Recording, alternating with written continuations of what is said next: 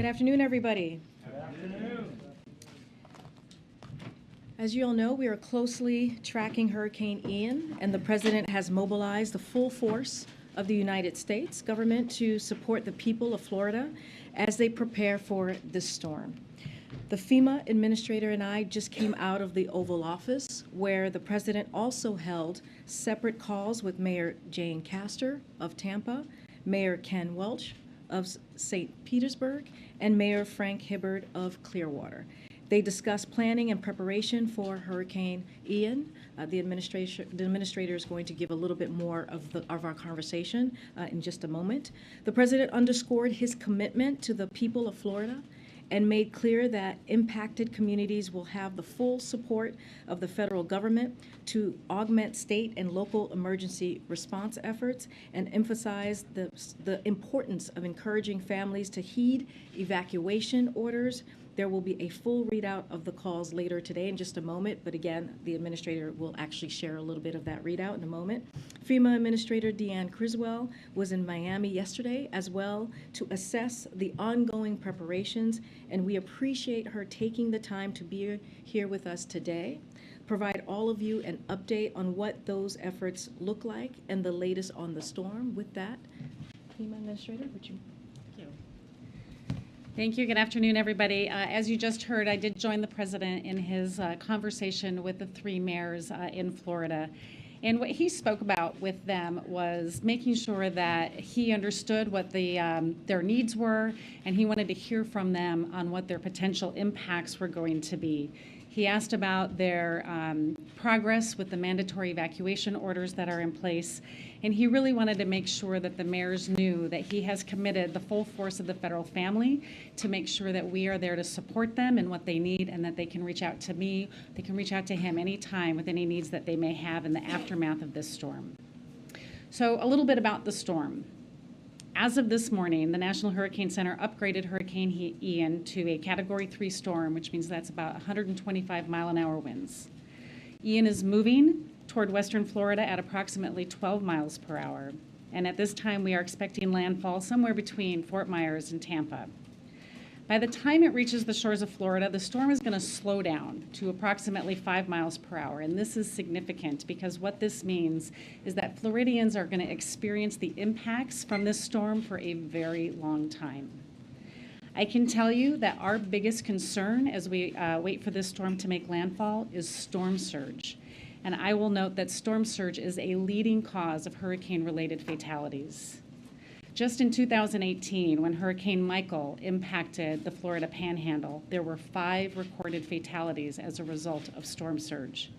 So therefore, if people are told to evacuate by their local officials, please listen to them. The decision you choose to make may mean the difference between life and death. We won't just see storm surge, though, on the western coast of Florida. Hurricane Ian's path is also going to bring some storm surge to the eastern coast, somewhere near the Daytona to the Jacksonville area. In addition to the storm surge, we are also going to see significant rainfall with the possibility of up to 25 inches in some isolated parts of Florida. And as always, there's always a possibility for tornadoes. So the main message I have for everyone in Florida is that this is going to impact everyone in different ways. So you need to stay focused. I did speak with Governor DeSantis on Friday to hear his main concerns and his priorities for the response and the preparedness actions. And we immediately began moving resources and personnel in. And President Biden signed Governor DeSantis' pre-landfall emergency declaration request on Saturday. This made sure that we were able to immediately start supporting the governor's concerns that he relayed to me. The preparation for this storm has been extensive and it has been coordinated. It has been a coordinated effort between FEMA, our federal, our state, and our nonprofit partners. So a little bit about some of that forward-leaning posture that we've put in place. Search and rescue, we know that this is going to be a priority. We have established a search and rescue coordination group that's going to be in Miami, and it includes members from FEMA's urban search and rescue teams, the Coast Guard, the Department of Defense, the Department of the Interior, as well as the state of Florida. These teams are going to coordinate search and rescue efforts by land, by air, and by sea.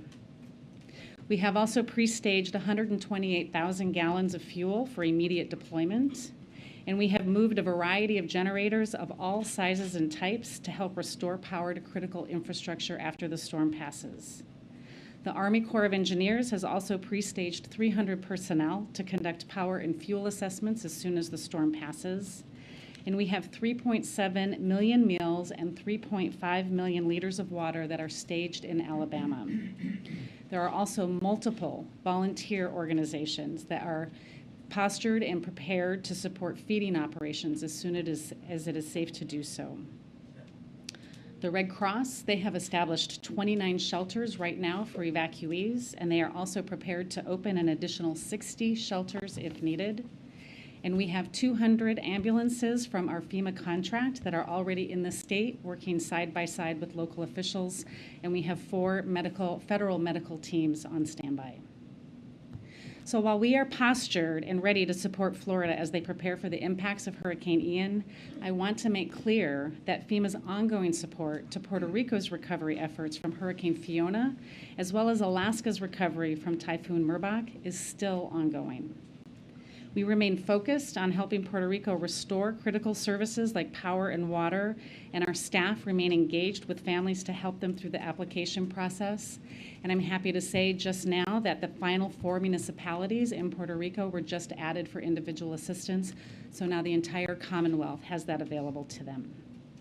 Our teams in Alaska are also helping the state complete damage assessments and addressing emergency repairs as the state is preparing for their nearing freeze-up as the winter season approaches. As far as Hurricane Ian's path, it has become more defined, but as with any hurricane, it can still be unpredictable. This means that it is more important than ever that communities inside and outside of that projected path that you see, that you stay vigilant. And so my message to those who may be watching at home, get ready and do not underestimate the potential that this storm can bring. Know where you are going to get your information. Listen to your local officials and heed their advice. They are trying to keep you safe. Have a plan to communicate with your family. Finally, FEMA and our partners are here. We are ready and we are focused on meeting the needs of those that we are charged to serve. But we need the help of everyone that we are charged, that everyone at home, to be as prepared as they can be. I am confident that we have the right team in place as we work this emergency response to Hurricane Ian, and together we have the capability to meet whatever threats may come our way. Okay, we'll take a couple questions. Thank you, Director Criswell. You briefly mentioned Puerto Rico. There are still 750,000 customers without power in Puerto Rico. I know you authorized just in June $600 million, I believe, for an equipment for rebuilding the power grid there. There was something like $10 billion approved back in 2020. What's the status of the efforts to try to rebuild Puerto Rico's power grid, and had any of that taken place before this latest storm? Yeah, I was just in Puerto Rico maybe about 3 weeks ago checking on the recovery from Hurricane Maria, and what I saw when I was there is one cohesive team between the Commonwealth of Puerto Rico and the federal family that has been really focused on all of the recovery efforts, but primarily the power restoration.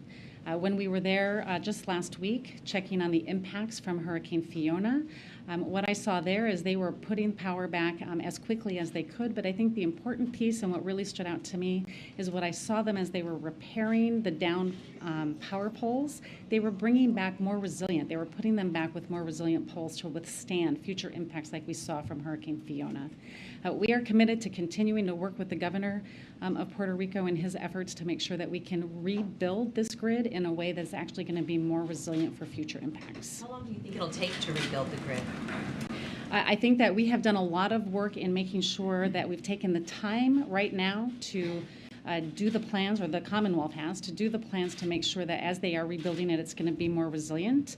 I think that the time, we'll get back to you on what the time frame is, but it takes time, right? Recovery never as fast as anybody wants it to be, but we will continue to work with them and expedite anything that we can to speed up that recovery.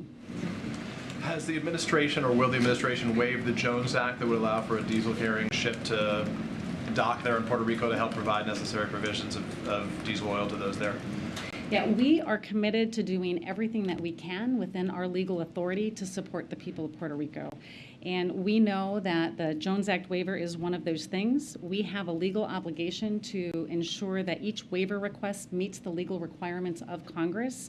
And so any final determination on that will be made by the Secretary of Homeland Security. Given the pressure we've heard from the Puerto Ricans and the governor in that territory right now, what time frame should they anticipate that decision should be made given the urgent need for that oil? I know that they are actively working on that approval process or that consideration right now, and so I don't have a time frame for you right now. Okay. And just a curiosity, well, I know we've asked before, you spoke to several mayors down there. One of the mayors said that one of the primary concerns was complacency. I'm curious, the president spoke to big leaders. First question to you is about complacency. The second is you've spoken to the governor of the state. Why hasn't the president yet, or is there a scheduled call for the two men to speak, obviously, as they're the preeminent leaders of the country and of that state? I do have concerns about complacency. We're talking about impacts in a part of Florida that hasn't seen a major direct impact in nearly 100 years. There's also parts of Florida where there's a lot of new residents that have never experienced this type of threat. So my message to them is still take this very seriously, listen to your local officials, and those Floridians that have been through this before, help your neighbors that may have not had to go through this. Heeding the advice of your local officials is the most important. And as far as the conversation, the president directed me to contact the governor early on before we even did the declaration. I did that. My regional administrator is with the governor right now, making sure that we're understanding what the needs are, and our focus is on the current life safety needs that need to be met. Can you describe just the level of communication with state officials, and have there been anything unusual or any challenges with that? How would you describe it? Yeah, I think the communication that we have had with the state officials has been excellent.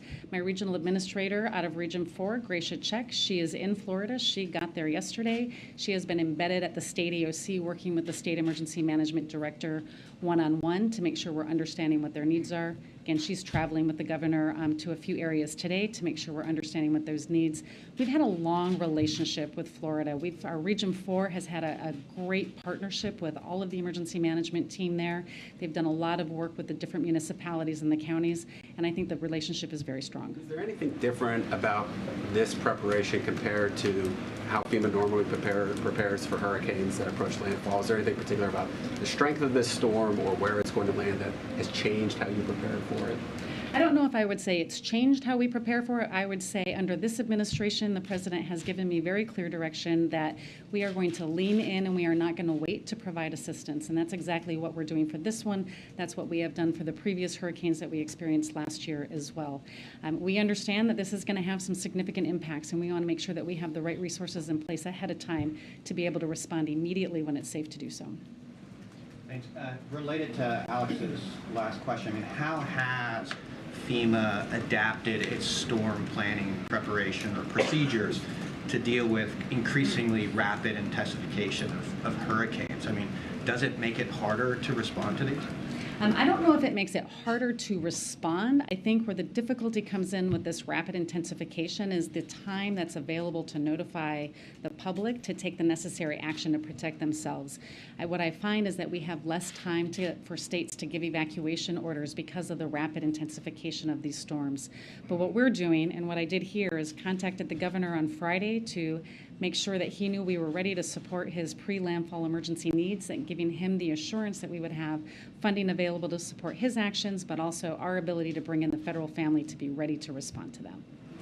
You mentioned the ongoing operations in Puerto Rico and the recovery efforts there. Are you concerned that your agency is stretched thin right now dealing with that and preparing for what's coming to Florida right now? Do you have the resources and staff to handle the second storm? So we do have a lot of events that are going on right now. We're still supporting the recovery in Kentucky, and we're supporting the current recovery going on in Puerto Rico.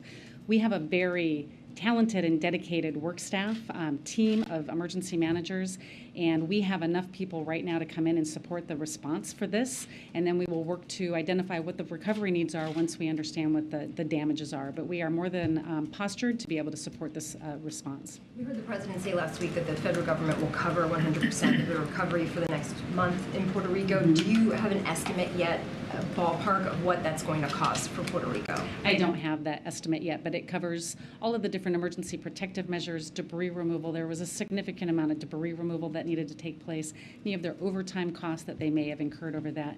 As far as a dollar assessment, I don't have that yet. No dollar assessment yet. I don't have it yet. We can certainly see if we have a better estimate and get back to you. Karine, just to follow up. I just Oh, I'm sorry. I just called him out. I just want to return to what Peter had asked about Governor DeSantis.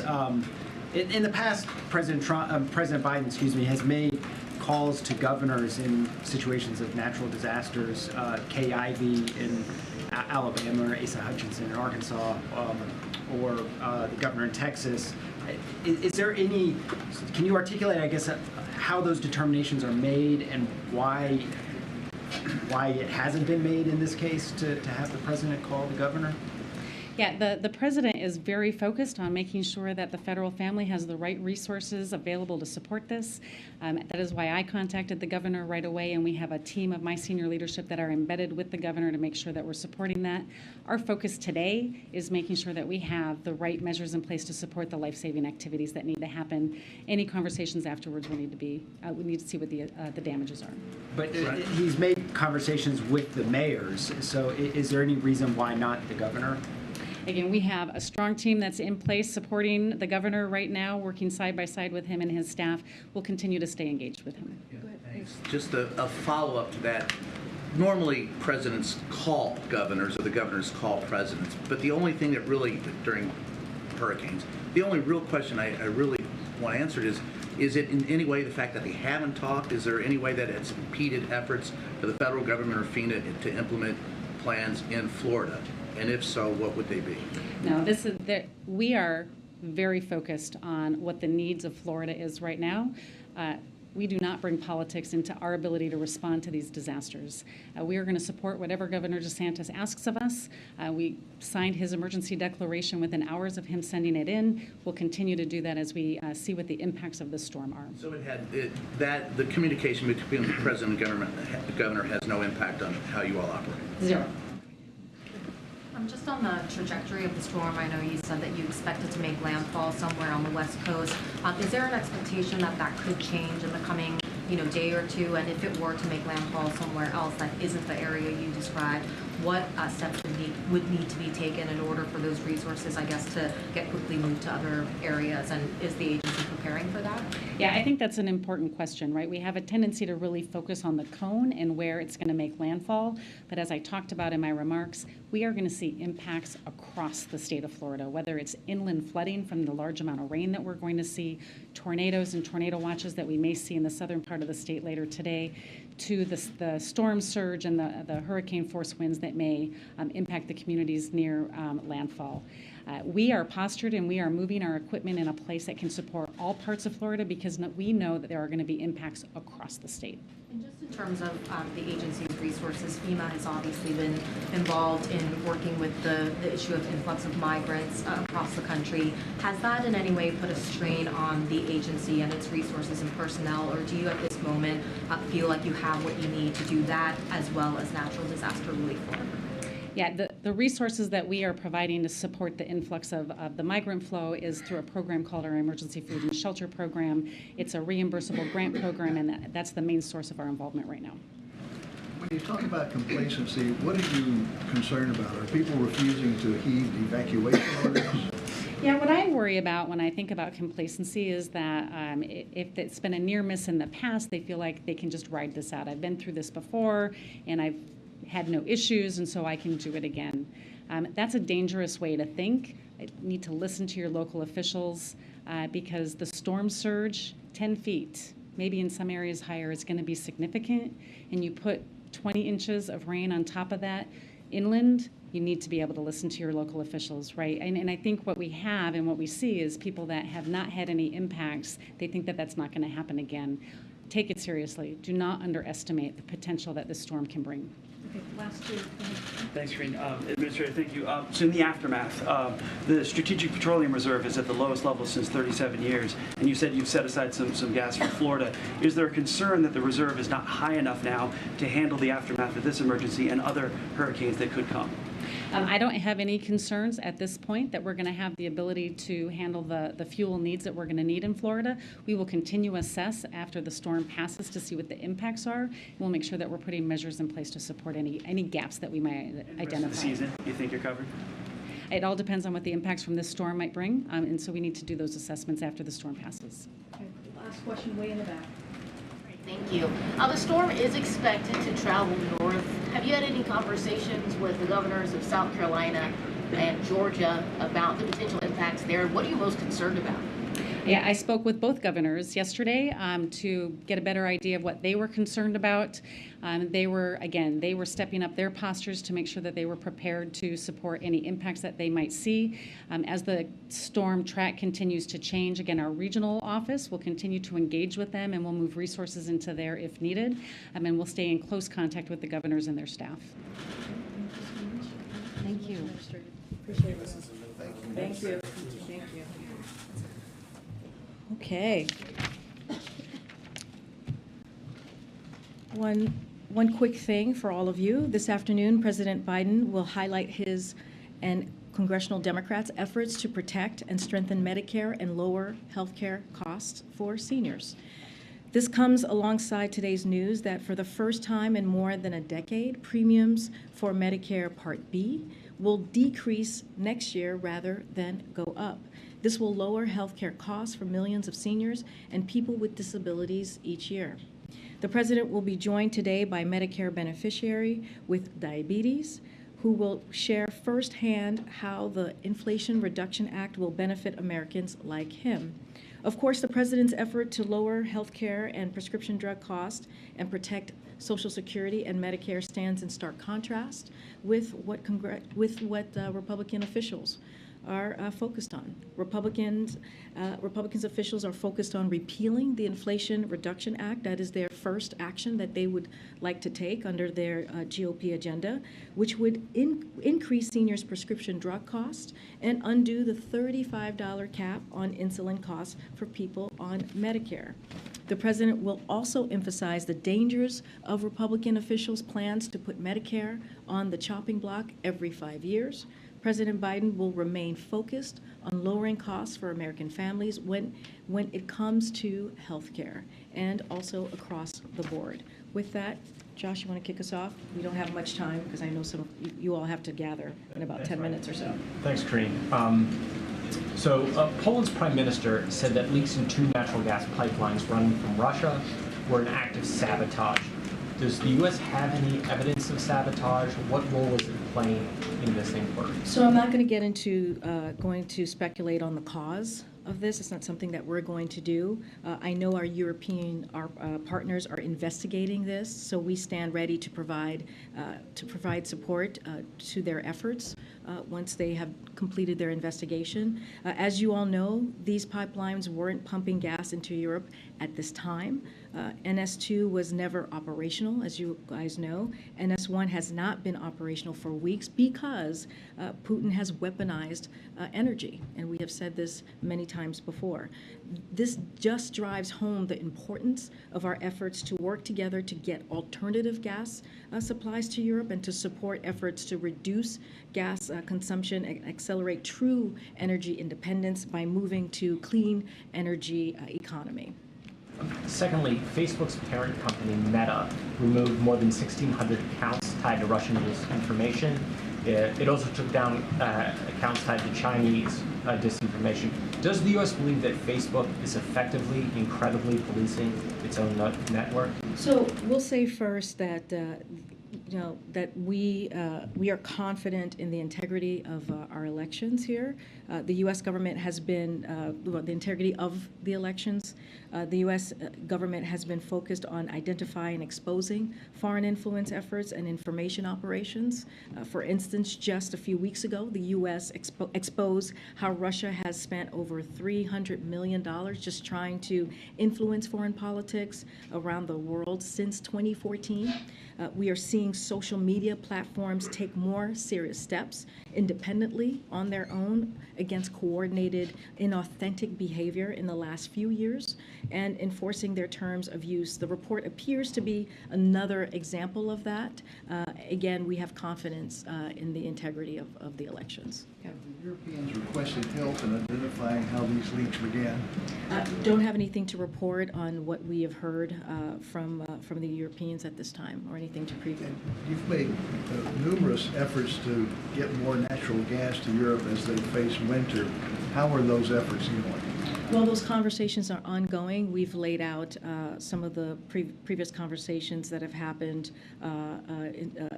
recently. I don't have any more to update on where we are, but we find it to have been successful in trying to diversify the energy supply, and we will continue to assist our European partners.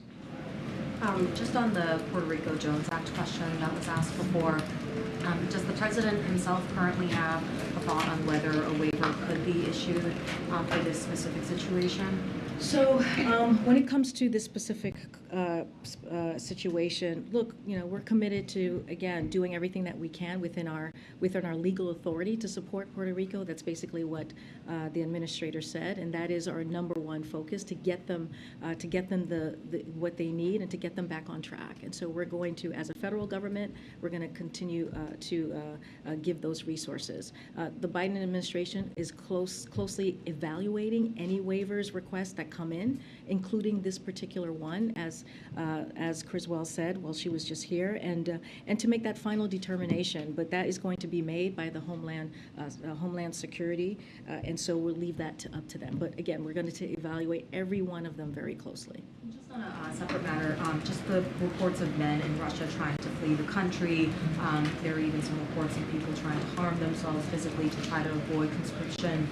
I know the White House has drawn a distinction between the Russian government and the people of Russia. Does the president have a message to some of these men who are sort of desperately trying to flee the country? Is there anything that you would say? So, I mean, we've spoken about this a couple of times, and look, we are seeing protests in the streets of Russia. We are seeing people sign petitions, and I think the message that they're sending to us very clearly is that this war that Putin started, this war that was started by the Kremlin, is unpopular. And there are people out there in Russia, Russians, who do not want to fight Putin's war or put their lives or die for it. And so that has been made very clear. Their message has been made very clear. We continue to say to folks, I know there was a question that was asked about seeking refugee from persecution. We believe that regardless of their nationality, they may apply for asylum in the United States and have their claim adjudicated on a case-by-case basis. So as far as that, we welcome any folks who are seeking asylum, and they should do that. But again, we have talked about the bravery of the Ukrainians fighting this war for the past 6 months and how they're fighting for their freedom. And what we're seeing in Russia are the people of Russia who are saying they do not want this war. They do not support Putin's war. Again, and we have said this many times, there is one person who can stop this war, and that is President Putin. He's the one who started this unprovoked, brutal war, and it is up to him to stop it. What we're seeing right now is not strength; it is weakness from President Putin. Senate. Well, sorry. And welcome to the briefing room. I know. Thanks very much. Thanks for taking my question. A plaintiff in Indiana has filed a lawsuit trying to block the president's student loan forgiveness initiative, claiming that his tax bill is going to go up and cost more than the student loan forgiveness would be because of a program in Indiana. Any comment on that from the White House? And do you expect the program to move forward as planned this year? Well, look. So just to step back for a second. When it comes to the student loan debt relief, this is a promise that the president made on the campaign trail. And this is an opportunity that the president saw to give American families out there a little bit of a breathing room. You hear him say that often. You might hear him say that in just a little bit, how he has worked towards to make sure that the economy works for everyone and not to leave anyone behind. And so when you look at the student loans relief program, it is going to help tens of millions of people. It is going to help 90% of folks who are on that program are making under $75,000 a year. So look, we want to be really clear here. opponents of the Biden-Harris administration student loan plan are trying to stop it because they know it will provide much needed, again, relief for working families. Anyone who does not want to give that debt relief and can choose to opt out. It's something that they are able to do. But again, the Department of Education website will provide more detail, as you're asking if it's going to move forward, on information about how the program will work before it launches. But the bottom line is this: no one who does not want debt relief will have to get that debt relief. So folks have an option to opt out. But again, this is going to help tens of millions of Americans who now are going to be able to put money down to maybe buy a house or to start a family, and that matters. Thanks, Karine. How heavily are labor union support for the Jones Act weighing on the administration as it decides whether to grant a waiver for ships around Puerto Rico? Look, this is a legal authority that we are following. We're going to evaluate each case, and so again, this is what we're going to lead with. Is not what from what others may be asking. Is what we can do from our point of view, and from the way that we are able to do, again, in a legal way. On the Medicare announcement, the cost is actually, the premium cost last year went up because of the federal government's plan to purchase this Alzheimer's drug that turned out to be not quite as effective as people thought. Now premiums are pretty much going back down to where they were before that. So isn't this just getting things back to where they were and not truly lowering premium costs? We see this as a win for the American people when they're going to get about $60 a year back into their pocket. That's important, and so I think that's how we see this. And as you couple that with what the president has been wanting to do and trying to do and has done with the Inflation Reduction Act, continuing to lower costs. And if you look at the Inflation Reduction Act, it is right now the #1 piece of legislation that's clearly law that is dealing with an issue that the Americans are feeling every day, which is trying to figure out how we lower costs. We're going to hear from the president speak in just a few minutes. And so, look, we think it's important that Americans are going to get that money back in their pocket, and we think it's important that Americans are now going to be able to, that Medicare is going to be able to negotiate, and we can cap that cost per year for seniors at $2,000. That's why Democrats, and only Democrats, voted for this piece of legislation, and we feel like we're going to continue to do the work to lower costs for Americans, but that's really important, and I think it's going to make a difference in Americans' lives. Yeah. Okay, before whoever needs to go. Oh, that's including you, Josh. Bye. Quick question, Karine. Okay. Let me guess what's about. Yes.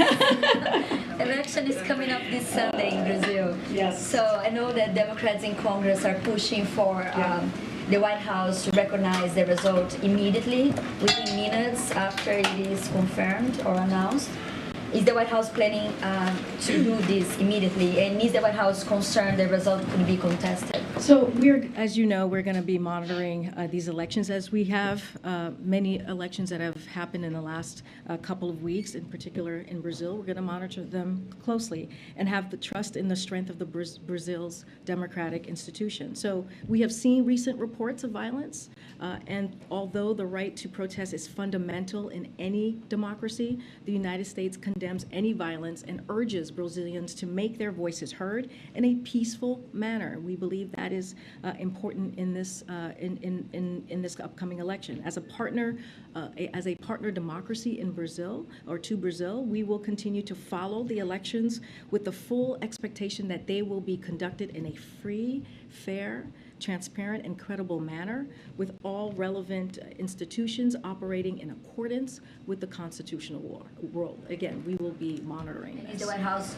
going to recognize the result immediately? Again, I'm not going to get ahead of any results at this time, but like I said, we will be monitoring the upcoming elections in Brazil, and I'll leave it there. Thank you. Thanks so much. The CR doesn't have any funding that the White House requested on COVID or monkeypox. Has the White House given up on that funding? Is there another route for those funds, or is it time to be prepared to move forward without that kind of funding? So, look, our near-term priority is keeping the government open. We've been very clear about that to ensure that vital services to the American people continue uninterrupted. And we know that the shutdowns are incredibly disruptive and costly. There's still time for Congress to pass a short-term funding bill by this Friday's deadline, and we are confident they will do so. Look, so as you know, you've heard us say this for many months, that we've been very clear since early 2020, 2022, about our COVID funding needs, and have warned that without congressional action, we were going to be forced to make difficult trade-offs, as we heard from me recently about the testing, and be unable to take action that Republicans and Democrats support to have the United States lead the effort on the next generation of vaccine, the next generation of treatments. And that is exactly what has happened. And so we're not going to give up. We're going to continue every day that we ensure secure funding. We need to protect and build on the progress we have made. So we're going to continue that process. On another topic, can you give an update on what is the President's message going to be to leaders of the Pacific Island Summit, particularly as it relates to China later this week? So just to give you a little bit of preview, as we announced earlier this month, President Biden will host the first ever U.S. Pacific Island County Summit, which will be held here in Washington, D.C., as you just noted, this Wednesday, tomorrow, and Thursday. On Thursday, President Biden will discuss with Pacific leaders our broadening and deepened cooperation on key issues such as climate change, pandemic and economic recovery, maritime security, environmental protection, and advancing a free and open Indo-Pacific. The president will then also welcome the Pacific Island leaders to the White House, where they will take a family photo and join a dinner hosted by the president. The summit will demonstrate the United States' deep and enduring partnership. This is how we see this. As we are you asking me about our message? A partnership with the Pacific Island continues, and the Pacific region that is underpinned by shared history, values, and people-to-people ties. And we'll have more to share on that soon. But again, this is just showing our partnership with the region. As you have seen, the last 19 months, the president has had many conversations with world leaders. This is something that he feels is very important, that leader-to-leader conversation, and that's what you're going to see with the summit as well. And finally, if I could, does the White House plan to nominate someone for the IDB to replace the Trump official who was voted off yesterday? And kind of in that vein, has the White House been in touch with other shareholders of the World Bank to kind of take their temperature about David Malpass's remarks? So we don't have anything to preview on any personnel announcement at this time. Clearly, this is something that we're going to look very closely. We are always in constant communications with other leaders. I don't have anything to preview at this time. Students across Virginia today walked out of their classroom to protest the governor's new guidelines restricting the rights of transgender students. Does the White House support these students?